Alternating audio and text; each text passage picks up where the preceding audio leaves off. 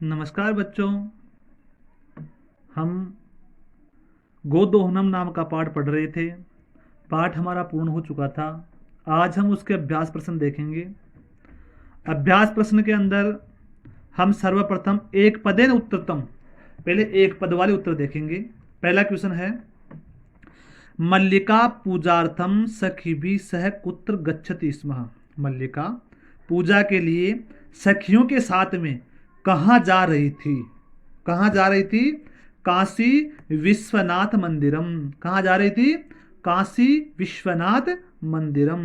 दूसरा देखो, उमायाः पितामहेन कति सेटकम इतम दुग्धम अपेक्षते स्म। जो उमा थे उसके पिता के द्वारा कितने किलो या लीटर, जिसको कह सकते हैं हम, दुग्धम अपेक्षते स्म, दूध चाहता था। जो कितने लीटर दूध चाहते थे? 63 सेटकम इतम, 30 लीटर। कितना? 30 लीटर। 63 सेटकम इतम। कुंभकार है, गठान किम अर्थम रचयति। कुंभकार यानी जो कुम्हार था वो घड़ों की रचना किस कारण से कर रहा था? जीविका हेतु। कुंभकार है गठान जीविका हेतु रचयति। कुंभकार अपने घड़ों की रचना जीविका के लिए कर रहा था। चौथा देखिए, कानि चंदनस्य जिह्वालोलुपतां वर्धन्ते स्म। किसके लिए चंदन की जीभ थी वो लालायित हो रही थी? किसके लिए हो रही थी? मोदकानी, लड्डू खाने के लिए। किसके लिए? मोदकानी। नंदिन्या पाद प्रहारे कह रक्त रंजित अभवतः। नंदिनी के पैर के प्रहार से कौन रक्त रंजित हो गया था? तो कौन हो गया था?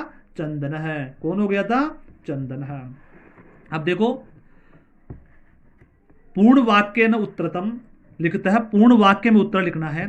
पहला क्वेश्चन है, मल्लिका चंदनश्च मास पर्यंतम धेनो कथम अकुरुताम।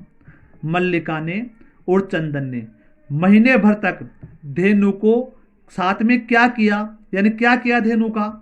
तो उन्होंने किया, तौ दुग्ध दोहनम विहाय मास पर्यंतम धेनो सेवाम एवं अकुरुताम। वे दोनों महीने भर दूध दोहना छोड़ करके धेनु यानी गाय की सेवा ही की। उन्होंने सेवा अकरोत। दूसरा देखो, काल है कस्य रसम पीबती। काल है यानी काल समय किसका रस पीता है? तो हमने एक श्लोक पढ़ा था। तो वो श्लोक है कि शिव प्रक्रियमाणस्य कर्मणः आदान प्रदानस्य च रसम काल पीबती। ये वाला उत्तर आ जाएगा इसका। घट मूल्यार्थम यदा मल्लिका स्व आभूषणम दातुम प्रयतते तदा कुंभकार किम वदति। घट के मूल्य के लिए, घड़े के मूल्य के लिए जब मल्लिका ने अपने आभूषण देने चाहे तो कुंभकार ने क्या कहा? उसने कहा था, कुंभकारो अवदत पुत्र के ना अहम पाप कर्मम करोमि कथम अपि नेच्छामि त्वाम आभूषण विहीना करतुम। यानी कुंभकार ने कहा कि पुत्री, मैं ये पाप कर्म नहीं करूंगा। कथमपि नेच्छामि, किसी भी प्रकार मुझको नहीं चाहिए। नहीं चाहूंगा कि तुम आभूषण विहीना कर, तुमको आभूषण से विहीन करना। यानी मैं तुम्हारे आभूषण किसी भी कीमत पे नहीं चाहूंगा। फिर देखो, मल्लिकया किम दृष्ट्वा धेनो ताड़नस्य वास्तविकम कारणम ज्ञातम। मल्लिका ने क्या देख करके धेनु को ताड़ना का वास्तविक कारण ज्ञान हुआ? तो चंदनम रक्त रंजितम दृष्ट्वा धेनो ताड़नस्य वास्तविक कारणम ज्ञातम। चंदन को रक्त रंजित देख करके जो मल्लिका थी उसको धेनु की ताड़ना का वास्तविक कारण पता हुआ। मास पर्यंतम धेनो अदोहनस्य किम कारणमस्ति। महीने भर तक धेनु का अदोहन यानी बिना दोहना दूध निकालने का क्या कारण था? तो कारण था, प्रतिदिनम दोहनम कृत्वा दुग्धम स्थाप्य पानः चेत यत सुरक्षितम न तिष्ठति अतः दोहनम कृतम। रोज प्रतिदिन दोहन करने से और दूध को स्थापित रखने से, एक जगह रखने से दूध सुरक्षित नहीं रहेगा, अतः दोहनम कृतम, इसलिए दोहन नहीं किया। ये कारण था उसका। अब देखो, ये प्रश्न है, इसके उत्तर में बता रहा हूं आपको। इसमें लिखना है, आपको देखना है। प्रथम है, उसका उत्तर है, तौ दुग्ध दोहनो विहाय मास पर्यंतम धेनो सेवाम अकुरुताम। ये पहले का है। सिप्र प्रणिमाणस्य कर्मण आदान प्रदानस्य च रसम काल पीबती। ये आपके दूसरे का है। कुंभकारो अवदत् पुत्रिके नाहम पाप कर्मम करोमि कथम अपि नेच्छामि त्वाम आभूषण विहीना कर्तुम। यह आपके तीसरे का है। चंदनम रक्त रंजितम दृष्टवा धेनु ताड़नस्य वास्तविक कारणम ज्ञातम। यह आपके चौथे का है। प्रतिदिनम दोहनम कृत्वा दुग्धम स्थापयमानः चेत यत सुरक्षितम न तिष्ठति अतः दोहनम कृतम। इसलिए दोहन नहीं किया उन्होंने। अब आगे देखिए। अब हमें रेखांकित पदम पदानि आधृत्य प्रश्न निर्माण कुरुता है। हमें प्रश्नों का निर्माण करना है। पहला है मल्लिका सखीभी सह धर्म यात्रा ये गच्छति स्म। मल्लिका सखियों के साथ में धर्म यात्रा के लिए गई। तो अब इसको प्रश्न सखीभी तृतीया है, तृतीया का बहुवचन है, इसलिए का भी है ना, का के का काम के का कया काभ्याम का भी। तो यहाँ पे तृतीया का बहुवचन का भी हो जाएगा। किसके साथ में, किनके साथ में, तो क्या आ जाएगा का भी। चंदन है दुग्ध दोहनम कृत्वा एव स्वप्रातरस्य षष्ठी प्रबंधनम अकरोत। तो कस्य किसके साथ में, तो क्या आ जाएगा कस्य। मोदका चंदन दुग्ध दोहन कृत्वा एव स्वप्रातरस्य प्रबंधनम अकरोत। फिर देखो इसका जाएगा कस्य मोदकानि पूजा निमित्तानि रचितानि आसन। लड्डुओं को पूजा के निमित्त रचना किया था, यानी पूजा के लिए उनकी रचना की, तो उनको बनाया था। तो किनको, कानी, मोदकानी की जगह क्या आ जाएगा कानी। मल्लिका स्वपतिम चतुर्थतमम मन्यते। मल्लिका अपने पति को क्या मानती, चतुर्थ मानती थी, सबसे चतुर व्यक्ति मानती थी। मल्लिका स्वपतिम कीदृशम मन्यते।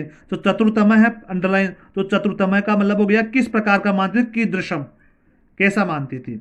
नंदिनी पादाभ्याम ताड़ित्वा चंदनम रक्त रंजितम करोति। तो नंदिनी यहाँ पे स्त्रीलिंग है, तो नंदिनी का कहा आ जाएगा, क्या आ जाएगा, कहा पादाभ्याम ताड़ित्वा चंदनम रक्त रंजितम करोति, कहा आ जाएगा यहाँ पे। ठीक है, आगे देखिए। अब हमें एक मंजूषा दे रखी है और ऊपर मंजूषा के अंदर जो शब्द दे रखे हैं उनको हमें ध्यान में रखते हुए रिक्त स्थानों की पूर्ति करनी है, रिक्त स्थानों की।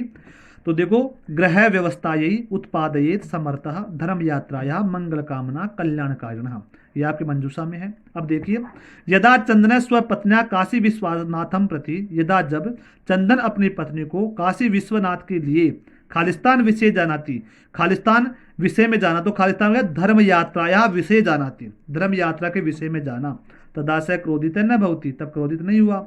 यद तस्या पत्नी खालिस्तान, पत्नी तम खालिस्तान, तो तम यानी किसको, ग्रह व्यवस्थायै कथित्वा, ग्रह व्यवस्थायै कथित्वा सखी भी सह भ्रमणाय गच्छति अपितु तस्या यात्राया कृते खालिस्तान कुर्वन्। तो क्या आ जाएगा, मंगल कामनाम कुर्वन् कथयति यत तव मार्गा शिवा, अर्थात कल्याणकारिण भवन्तु, तुम्हारी यात्रा कल्याणकारी हो, शिवा से पंथा संतु। मार्गे कदाचित अपि बाधा तव कृते समस्याम न खालिस्तान, समस्याम न उत्पादयत, उत्पन्न नहीं हो।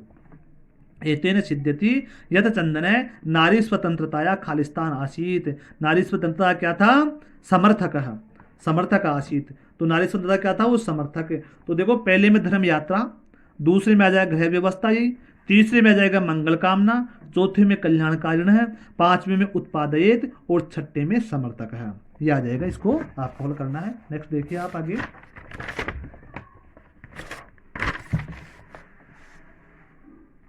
अब देखो घटना क्रमानुसारम लिखता है, हमें घटना को क्रम के अनुसार लिखना है। तो क्रम देखो, हमें कहानी पढ़ी है, हमें सब पता है कि सा सखी भी सह तीर्थ यात्रा काशी विश्वनाथ मंदिर प्रतिगच्छति, वह अपनी सखियों के साथ तीर्थ यात्रा के लिए काशी विश्वनाथ मंदिर में गई। उभव नंदिनी सर्वविध परिचर्चा कुरुता है, दोनों नंदिनी के विषय में हर प्रकार की चर्चा की। उमा मासांते उत्सवार्थम दुग्धम आशा आवश्यकता विषय चंदनम सूच्यति, उमा ने महीने के अंत में उत्सव के लिए दूध की आवश्यकता है ऐसा चंदन को सूचित किया। मल्लिका पूजार्थम मोदकानि रचयति, मल्लिका ने पूजा के लिए मोदक रचना की, बनाए। उत्सव दिने यदा दोग्धुम प्रयत्नम करोति ता नंदिनी पादेन प्रहरति, उत्सव के समय जब दूध प्राप्त करने का प्रयत्न कर रहे थे तो नंदिनी ने पैर से प्रहार किया। कार्याणि समय करियाणि इति चंदन नंदिन्याम पाद प्रहार अवगच्छति, कार्य को समय पर करना चाहिए, इस प्रकार नंदिनी ने पाद प्रहार अवगच्छति, नंदिनी के पैरों का प्रहार से चंदन को ज्ञात हुआ। चंदन उत्सव समय अधिक दुग्धम प्राप्त मासा पर्यंतम दोहनम न करोति। चंदन उत्सव के समय अधिक दूध प्राप्त करने के लिए महीने भर उसका दोहन नहीं किया। चंदनस्य पत्नी तीर्थ यात्रा समाप्य गृह प्रयात प्रत्यागच्छति। चंदन की पत्नी ने तीर्थ यात्रा समाप्त के घर के लिए आई। तो यह आपके कहानी है, तो इसको हम व्यवस्थित करने सर्वप्रथम क्या आ जाएगा, मल्लिका पूजार्थकम मोदकानि रचयति। मल्लिका ने पूजा के लिए लड्डुओं की रचना की, बनाए। सा सखी भी सह तीर्थ यात्री काशी विश्वनाथ मंदिरम प्रति गच्छति। वह सखियों के साथ में तीर्थ यात्रा के लिए काशी विश्वनाथ मंदिर गई। ये दूसरा आ जाएगा। तीसरा देखो ये आएगा आपके उमा मासांते उत्सवार्थम। उमा ने महीने के अंत में उत्सव के लिए दुग्धस्य आवश्यकता विषय, दूध की आवश्यकता के विषय में चंदनम सूचयति, चंदन को सूचना दी। फिर चौथा आ जाएगा चंदन उत्सव समय अधिकम दुग्धम प्राप्त मास पर्यंतम दोहनम करोति। चंदन उत्सव के समय अधिक दूध प्राप्त करने के लिए मास के अंत में दोहने का व्यवस्था किया उसने। पांचवा चंदन से पत्नी तीर्थ यात्रा समाप्य गृह में प्रत्यागच्छति। चंदन की पत्नी तीर्थ यात्रा को समाप्त करके घर पे आई। उभव नंदिन्या सर्वविध परिचर्चा कुरुत है। वे दोनों मिलकर के नंदिनी के विषय में सभी प्रकार की चर्चा की और अंत में उत्सव दिने यदा दोग्धुम प्रयत्न करोति तथा नंदिनी पादिने प्रहरति। उत्सव के समय जब दोनों ने दूध प्राप्त करने का प्रयत्न किया तो नंदिनी ने पैर से प्रहार किया और कार्याणि समय कार्याणि, कार्य को समय पे करना चाहिए। इस प्रकार चंदन ने नंदिन्याम पाद प्रहार अवगच्छति। न चंदन को नंदिनी के पैर के प्रहार से मालूम हुआ, पता चला, ज्ञात हुआ। अब देखिए अधोलिखित वाक्यानि कम कम प्रतिकथयति इति पदस्थापने कृत है। ये जो नीचे वाक्य दे क्यों, किसने किसके लिए कहा, ये हमें लिखना है।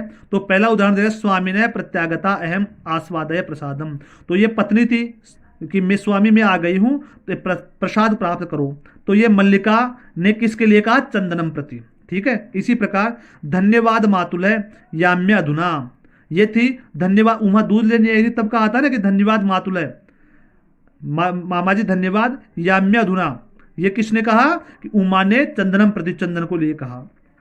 त्रेसेटकम दुग्धम शोभनम व्यवस्था भविष्यति। अब देखो 30 किलो दूध की व्यवस्था हो जाएगी, अच्छा व्यवस्था भविष्यति हो जाएगी। ये चंदन ने किसे कहा, उमाम प्रति, उमा के लिए। मूल्यम तू दुग्धम विक्रियेव दातुम शक्यते। मूल्य तो दूध के बेचने के बाद ही दे सकते हैं। ऐसा ये किसने, कुम्हार से घड़े लेते वक्त कहा था ना। तो चंदन ने देवेशम प्रति, चंदन ने देवेश के लिए कहा।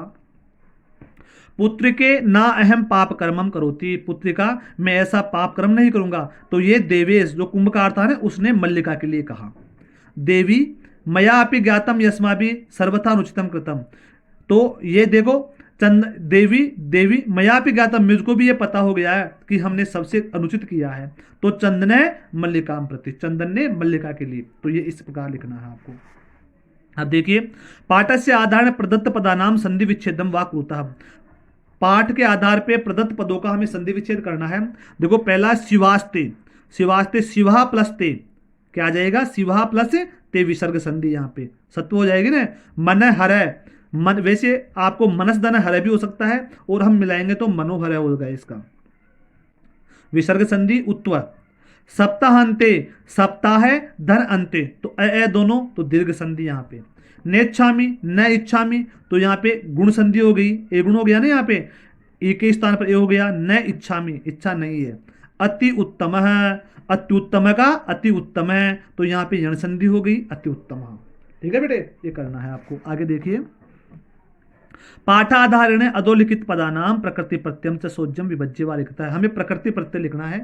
प्रकृति प्रत्यय का मतलब होता है कि कौन सा शब्द धातु है और इसमें प्रत्यय कौन सा लगा हुआ है। तो करनियम में कृधन अनियर, कृधन अनियर।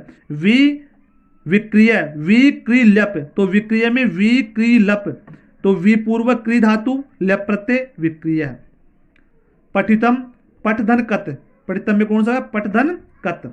ताड़्य कत्वा, अब देखो ताड़्य कत्वा में ताड़यित्वा, क्या आ जाएगा, ताड़यित्वा, कत्वा प्रत्यय। दोग्धुम दूहधन तुमुन, दोग्धुम क्या बन जाएगा, दोहधन तुमुन।